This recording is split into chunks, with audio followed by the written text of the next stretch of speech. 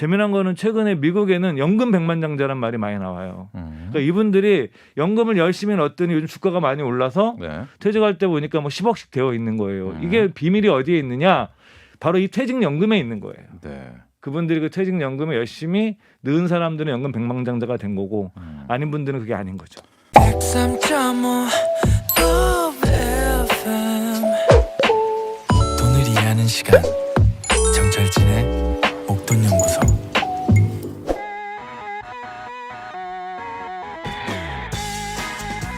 투자를 할 때도요. 이런저런 다양한 지식이 많은 도움 됩니다. 알아두면 언젠가는 쓸데 있는 투자 잡학사전 알쓸투잡 미래에셋 이상권 전무와 함께합니다. 네, 전무님 안녕하십니까? 예, 반갑습니다. 네, 어제 크리스마스는 잘 보내셨습니까? 예, 크리스마스에서 또 저는 넷플릭스와 함께. 예, 저는 그 조폭 범죄 영화 좋아해가지고요. 근데 이미 많이 봤을 것 같은데 없던데 저도 한동안 보니까 또 봐요. 본 거 또 봐요? 뭐 신세계 같은 거. 신세계 완전 제 인생의 영화. 예, 신세계 20회 이상 이하 20회 이하죠. 그래도 한 그래요? 7, 8회 정도? 7, 8회 많이 본 편은 아닌데. 예, 신세계 네. 너무 좋아. 박훈정 감독 영화는 제가 그럼 최근에 그것도 보셨습니까? 대우 빼놓고는 다 봤죠. 최근에 그거 보셨습니까? 낙원의 방. 제주도 낙원의 방. 예, 봤죠. 네. 예. 마이사 예, 봤습니까? 봤죠. 느와르를 좋아하는 미래셋 이상권 전무. 예. 한 편 더 있다면 대부가 넷플에 있나요? 내부는 이제 저기 따로 스마트폰으로 이렇게 다운 봤죠. 받은 거. 예. 원, 저기- 투, 쓰리 중에서 예, 뭐 넷플릭스 아니더라도 저기 어디냐 쿠팡 플레이 같은 데 있습니다. 거기 가가지고 저는 쿠팡 회원이 아닌데 집사람이 회원이니까 네. 그래서 이제 대부를 보면 됩니다. 근데 이제 대부 원, 투 같은 거 예. 보면은 뭐 4시간 가까이지 않습니까? 전에 한번 그걸 보고 계실 수가 있나요, 요즘에? 초창기에 제가 OTT를 한번 신청했다가 대부를 또 봐가지고 그날 밤을 꼬딱 샜어요. 예. 그리고 그 다음날 해지를 해버렸어요. 왜죠? 이러다가 왜 해지는 누가 했어요? 제가요 왜요? OTT 페인 되겠다. 왜냐하면 대부 또 1편을 대단하시네. 보면은 갓파더 2편을 또 그렇게 8시간 가죠. 그쵸. 그걸 이제 서너 번씩 본 영화인데도 그 음악 나올 때 그 소름 쫙. 아직도 예. 3는 어때요? 대부 3. 예. 대부 3가 사실은 1, 2가 더 좋죠. 근데 저도 그렇지만 3를 이렇게 가끔 보잖아요. 예. 괜찮습니다. 아니, 다 3도 뭐, 괜찮아요. 다 좋아요. 저는. 예. 다 앤디 좋은데 가르시안가? 굳이 예, 뭐 괜찮아요. 이렇게 하자면은 그래도 1, 2가 1, 2다. 말로 1과 2 중에서는 2. 1입니다. 저는. 1입니까? 예. 그래서 오히려 저는 그 로버트 드니로보다는 또 이렇게 예. 이런 말하기 뭐하지만 모가지 잘린 걸 좋아하거든요. 네. 그래서 이제 말모가지 잘리고 막 이런 것들 네. 그런, 갑자기 지금 그런 장면들 좋아해서 갑자기 하드코어 쪽으로 지금 예, 방송이 굉장히 그런 쪽 네. 좋아합니다. 제가 그래가지고. 잠시 방송 사고가 예. 있었다는 보기보다. 점을 알려드리고 예. 보기보다 예. 폭력적인 것을 좋아하는 굉장히 좋아합니다. 네, 이상권 전무 느와르. 예. 자, 더 많은 이야기를 나누고 싶지만 저희가 영화 코너가 아니기 때문에 네. 자, 지난 시간에 절세를 위한 연금저축계좌 그리고 개인형 IRP 계좌 이야기를 했었어요. 예. 3288번님 알고 싶었던 내용 알려주셔서 감사합니다. 말씀 듣고 당장 가서 만들었어요. 실생활에 꼭 필요한 것들 이상권 주무님 다음번에 이런 특집 해주셔요 해주셨었는데 그렇습니다. 알쓸투잡은 투자에 관한 한 뭐 모든 것들을 다 다루는 그런 코너이기도 한데 그래서 오늘은 지난주에 이어서 약간 좀 실용 특집 한 번 더 갈까요? 예, 그렇습니다. 예. 지난번에 저희가 연금저축계좌랑 개인형 IRP를 했는데 오늘은 퇴직연금. 여러분의 잠자는 퇴직연금을 깨우십시오라는 주제로 준비를 했고요. 샐러리맨 분에게 일단 그쵸. 해당되는 거네요. 예, 네. 그렇습니다. 우리나라가 2005년부터 퇴직연금 제도를 도입해서 지금 한 16년째 되고 있는 거죠. 그래서 네.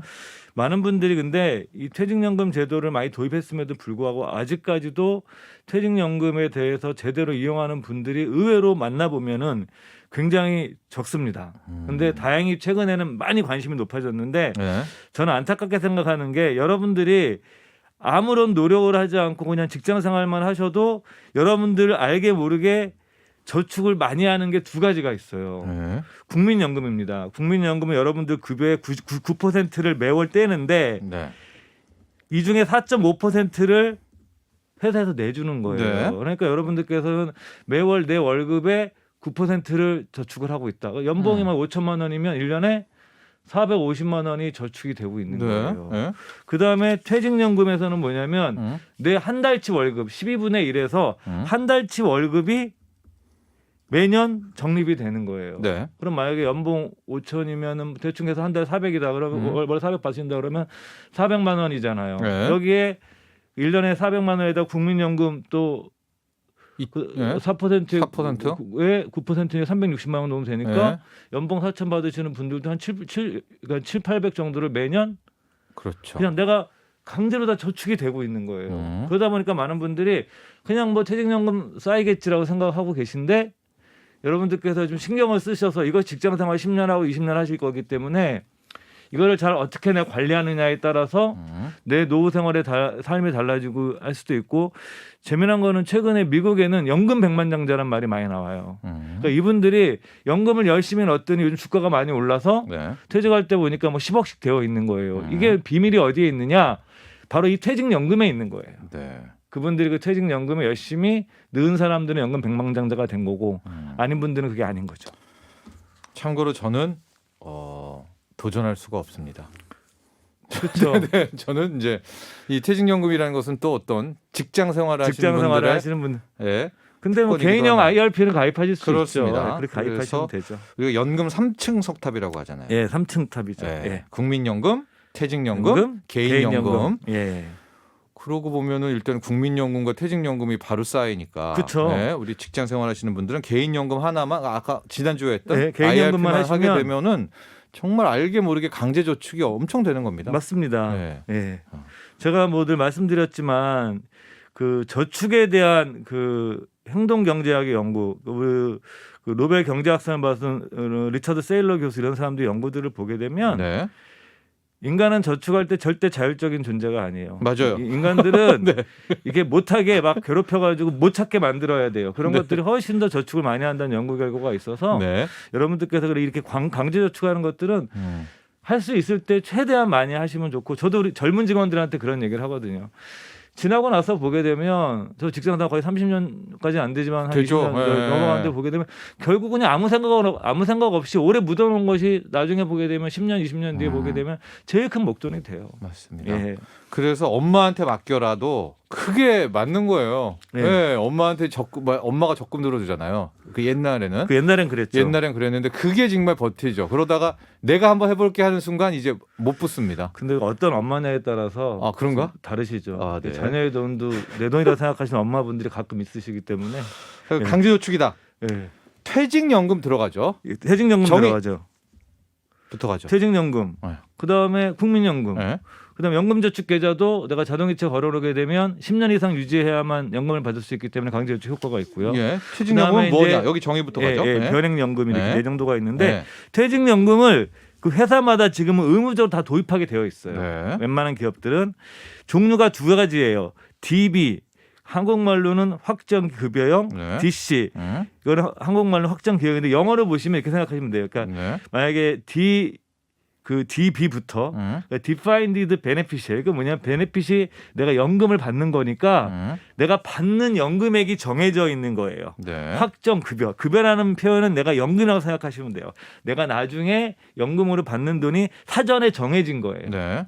그다음에 확정 기여형은 Defined Contribution 그러니까 내가 내는 돈이 정해져 있고 내가 내는 돈이 정해져 있고 나중에 받을 돈은 운용 성과에 따라서 네. 달라지는 거예요. 그러니까 확정 DB형은 옛날에 퇴직금 제도와 되게 비슷해요. 네. 그냥 내가 그냥 회사에서 정해진 대로 받으면 끝나는 거예요.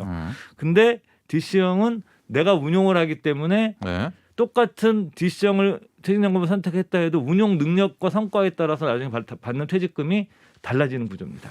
자, 퇴직연금이라는 것은 이제 우리가 과거에 퇴직금을 쌓아놓는 것처럼 예. 그렇죠. 이제 그걸 쌓아놓는데 예. 목돈으로 받질 않고요. 그렇죠. 이제는 연금으로 받게 되는 것입니다. 예, 받도록 권하고 있는 거죠. 보통 퇴직금이 예. 연 단위로 보면은 연봉의 한 달치. 12분의 1 생각하시면 됩니다. 12분의 1이. 이론적으로는 퇴직 전 급여 3개월치 평균이라고 그러는데 여러분들께서 쉽게 생각하셔서 그냥 한 달치 월급이라고 생각하시면 좋고 네. 뭐 오늘 주제는 아니지만 이건 꼭 그 조심하셔야 되는 게 임금 피크제가 되시는 분들은 그 DC형으로 반드시 전환을 하셔야 예, 돼요. 그거 이제 조금 이따 하나씩 네, 하나씩 네, 하도록 나중에 하고요. 하실 때. 언제 탑니까? 이건 내가 퇴직할 때 할 수도 있고 네. 내가 선택을 할 수 있어요. 왜냐하면 퇴직을 하게 되면 DB형이든 DC형이든 이것이 지금은 의무적으로 네. IRP 퇴직 IRP의 은행이나 증권사나 보험사 계좌로 넘어가야 돼요. 예. 옛날에는 그냥 회사에서 내가 통장으로 받았잖아요. 저희 어렸을 때는. 근데 그게 아니라 금융회사의 퇴직 IRP 계좌로 이체를 하도록 의무화되어 있어요. 그렇구나. 그러면 거기서 내가 계속 냅두고 운용하는 사람도 있을 것이고 예. 어떤 분들은 내가 지금 빚이 많아. 예. 그러면 거기서 내가 찾아가지고 55세 뭐 이런 나이도 없고요. 그쵸. 퇴직소득세를 내고 네. 그러니까 나중에 55세 이후에 받으면 또 세제 혜택을 주어주죠. 네. 왜냐하면 이게 그 퇴직소득세가 적용이 되거든요. 네. 그렇게 되면 내가 나중에 연금 형태로 55세 이후에 받으면 세금을 10년에 걸쳐 받게 되면 세금을 30-40% 깎아줘요. 그래서 이거는 뭐냐면은 나중에 연금으로 받는 것이 절대적으로 세금 측면에서 유리하게 만들어 놓은 알겠습니다. 거예요. 예. 이직하면 어떻게 되나요? 이직해도 마찬가지예요. 내가 이직을 하는데 그럼 퇴직 IRP 계좌 돈이 들어가죠. 들어갔죠? 찾지 마시고 그대로 운용하는 게 좋아요. 네. 안 찾아도 돼요. 그럼 새로운 직장에서는 또 계좌를 거기서 이제 또 DC형 계좌나 DB형 계좌를 또 만들겠죠. 네. 그러니까 계좌가 내가 2개가 있는 거죠. 그럼 이 IRP에 들어가는 건 내가 운용합니까? 내가 운용하는 거죠. 아. 그러니까 내가 거기서 예금도 할 수 있고 펀드도 할 수 있고 ETF도 할 수 있고 다 하실 수 있어요. 그러니까 직장 생활을 하는 한, 즉 퇴직금, 이 퇴직연금을 쌓을 수 있는 직장에 다니는 한 계속 되는 거네요. 계속 이거. IRP 네. 계좌 계속 돈 계속 받아서 들어가서. 그래서 이게 왜냐면은 퇴직연금 제도가 도입된 중요한 배경 중에 하나는 직장의 이동성이 높아진 사회로 가잖아요. 그렇죠. 과거처럼 이제 우리가 그 소위 말하는 컨베이어 벨트와 같은 직장 생활이 아니거든요. 네네. 쭉 순서대로 가서 임원까지 하고 저희 뭐 그룹도 그렇고 요즘 뭐 기업들도 그렇고 30대 임원들 발탁하고 나옵니다. 나니까 40대 사장. 그 네. 40대 분들 중에 멘붕이 오신 분들이 많아요. 네. 후배 갑자기 임원이 되고 막 이러니까. 근데 그러다 보면 뭐 직장을 옮기시는 분도 많이 생기거든요. 과거와 달리. 예. 근데 이게 보통 다 뺏어 다 써버리는 거예요. 그때. 퇴직금을. 그렇죠. 네. 그러다 보니까 퇴직금이 그 실질적으로 노후 생활비로 좀 써줘야 되는데 그렇지 못하니까 그거를 IRP 계좌로 퇴직형 IRP 계좌로 강제로 이체시켜 놓고서 네. 거기서 의사결정하게 법으로 만들어 놓은 겁니다. 지금. 오케이. 예. 자, 그래서 이제 직장 생활합니다. 이제 퇴직연금을 쌓아놓게 되면 아까 말한 이제 DB형이냐 DC형을 묻게 예. 되고요. 예. 이걸 본인이 골라야 되는데 예. 설명을 드렸었죠. DB형은 그냥 확정급여 예. 하고 DC는 확정기여. 그죠. 어떻게 운영하냐에 따라서 이걸 그쵸. 불릴 수가 있는 건데 그렇죠. 뭘 선택해야 되냐라고 묻는다면요. 예, 보통 요즘 웬만한 회사들은 이게 어느 한 회사만 선택을 하게 되면 이게 한 회사라는 게 증권사, 은행, 보험사를 얘기를 하는 거예요. 네. 이런 금융회사를 두고 우리는 퇴직연금 사업자라고 그래요. 네. 이들을 선택을 해야 되는데 증권사만 선택하거나 뭐 은행만 선택하게 되면 뭐 불만 있으신 분들이 있을 수가 나오죠. 있거든요. 100% 공정성. 예를 들어서 뭐 예. 은행에서는 요즘 시작되긴 했지만 얼마 전까지는 ETF 거래를 할 수 없었거든요. 예. 일종의 주식이니까. 예. 근데 증권사에서 거래해야 되는데 은행만 해놓으면 문제가 생길 수 있고 오늘 예. 회사에서 뭐 은행이랑 서로 뭐 짜고 치는 거 아니냐 이렇게 많이 나올 그렇습니다. 수 있기 네. 때문에 요즘은 은행, 증권, 보험을 다 같이 하는 경우들이 많아요. 네. 핵심은 두 가지입니다. 뭐가 유리하냐라고 딱 잘라 말할 수는 없어요. 그렇지만 만약에 첫 번째 살펴봐야 되는 건 자기 회사 임금 상승률, 네. 그다음에 평균 재직 기간. 네. 그러니까 임금 상승률이 낮고 재직 기간이 짧거나 아니면 임금 피크제에 걸리신 분들은 무조건 DC형 유리합니다. 당연한 거거든요. 당연하죠. 예, 네. 왜냐하면 임금이 왜냐하면 연금이란 것은 장기적으로 물가 상승률을 따라가야 돼요. 노후 네. 생활비기 때문에 물가를 따라가야 되는데 그래서 임금 상승률에는 보통 대기업 같은 경우에는 물가 상승률을 반영해서 임금 상승률을 올려주는 회사들이 많이 있어요. 네. 실제로 올려주지 못할 때도 있겠지만 근데 만약에 이 회사 계속적으로 임금 상승률을 뭐 7% 8%씩 매년 올려준다. 이런 사실 분들은 내가 그럼 굳이 DB는 그렇죠. 왜 굳이 노력합니까? 뭐 해. 근데 네. 우리 회사 임금 상승률이 뭐 2% 1% 뭐 정기예금 수준밖에 안 되고 그리고 좀 가끔 동결도 된다. 이런 분들은 사실은 계속 넣어봤자 거기에 장기적으로 그 DB형으로 운영되는 돈 자체가 인플레이션을 따라갈 수가 없거든요. 네. 그리고 또 우리 회사 자체가 굉장히 이직률이 높다. 알겠습니다. 네. 이런 분들은 DC형을 선택하는 것이 훨씬 탄력적인 거고요. 네. 그럼 이렇게 정리하죠. 어떤 직장이 있는데 잘 구조조정 같은 것도 없어요. 꽤 네. 오래 다닐 수 있어. 네. 그다음에 월급도 잘 높여줘요. 잘 높여줘. 그렇다면 확정 급여. 확정 DB로 급여. 그냥 네. 맘 편히 다닌다. 마음 편이다. 이것도 네. 한 가지 전략이고요. 네. 근데 그렇지 않은 경우는 대부분은 이게 그 DC형으로 가셔서 운용을 하실 수 있도록 하시는 방법들을 찾아야 돼요. 그래서 뭐 자, 내년에 네. 이제 도입되는 게 바로 디폴트 옵션입니다. 네. 내가 어떤 상품을 지정하지 않으면 자동으로 투자 상품에 투자될 수 있도록 하는데 네. 물론 거기에 이제 예금도 들어가 있긴 하지만 예. 최근에 이제 그 젊은 그 MZ 세대 투자자분들이 DC형으로 많이 넘어와요. 자신 있으니까. 그리고 이분들이 뭐냐면 특히 ETF 같은 거 하려고 적극적으로 매매를 해서 네. 자기 자신들이 장기적으로 수익률 높여가겠다라고 생각하시는데 전 여기서 여러분들께서 좀 투자 경험이 좀 있으시고 이런 분들은 DC형을 선택하라는 말씀을 드리고 싶은 이유 중에 하나는 네.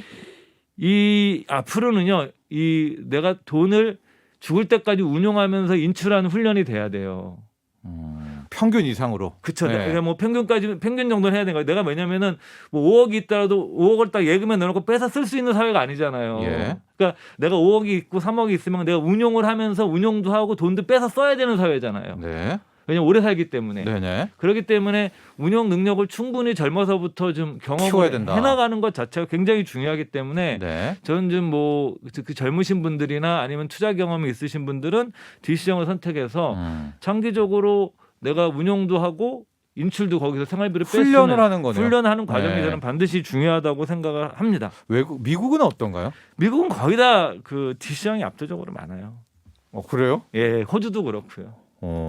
근데 미국은 우리나라랑 좀 다른 게 미국의 DB형 같은 경우가 왜 문제가 된 거냐면 네. 미국은 만약에 옛날에 GM 자동차가 대표적인 경우인데 제너럴 모터스 같은 경우 네. 대표적인 경우인데 이 회사에서 DB형을 도입하면 회사가 직원 퇴직하잖아요. 네. 근데 연금을 우리처럼 퇴직금을 주는 게 아니라 옛날에 미국의 연금을 주죠. 미국 DB형은 죽을 때까지 주는 거예요. 네. 근데 계속 이 사람들이 많이 오래 사니까 네. 이게 연금 부채가 돼서 회사에서 네. 미국에서는 80년대부터 연금 개혁을 해요. 예. 이 DB형으로 유지해가지고는 회사의 연금 부채가 너무 심해지고 어렵겠다 싶어지니까 네. 그리고 또 산업도 어려워졌고 대기업들이 네. 그러면서 전부 다 DC형으로 다 바꿔 나가는 이런 그 관행이고 지금은 이제 DC형이 대부분이죠. 우리도 그럼 확정급여를 하게 되면 좀 다른가요, 우리는? 근데 우리나라는 현재 확정급여형이 과거의 퇴직금 제도와 거의 유사해요. 그렇죠. 그 자기가 모아둔 거기에서 한도가 거기서, 있는 거죠. 거기서 나가는 거기 때문에 네. 예를 들어서 미국 같은 경우에는